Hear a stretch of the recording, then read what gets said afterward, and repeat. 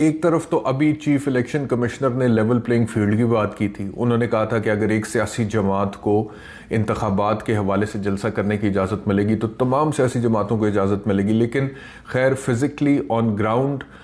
تو اجازت ملنا ایک علیحدہ بات ہے، لیکن ورچوئل جلسہ تک جو ہے اگر پاکستان تحریک انصاف اس کا اعلان کرتی ہے اور اس کو آرگنائز کرتی ہے تو اس سے پہلے یہ کیسا حسین اتفاق ہے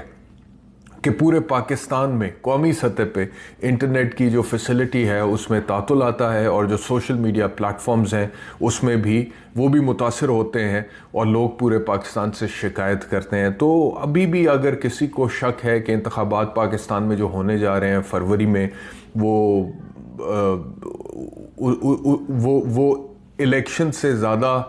سلیکشن نہیں ہوگا، اگر کسی کو شک ہے تو میرے خیال میں وہ دور ہو جانا چاہیے. اب تو کوئی گنجائش ویسے بچی نہیں ہے اس بارے میں. کیونکہ ہر وہ حربہ جس سے پاکستان تحریک انصاف کو پولیٹیکلی ڈیمیج کیا جا سکتا ہے موجودہ حکومت وہ کر رہی ہے، اور الیکشن کمیشن اس حربے کو نوٹ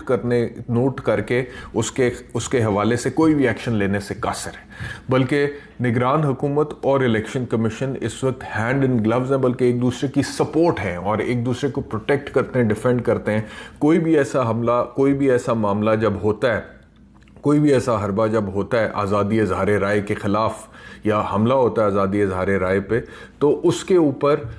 نگران حکومت ہمیں کوئی ایکشن لیتے ہوئے نظر نہیں آتی ہے، اور اس کے حوالے سے چیف الیکشن کمشنر یا الیکشن کمیشن بھی کوئی خاص بات کرتے ہوئے ایکشن لیتے ہوئے نظر نہیں آتا. بلکہ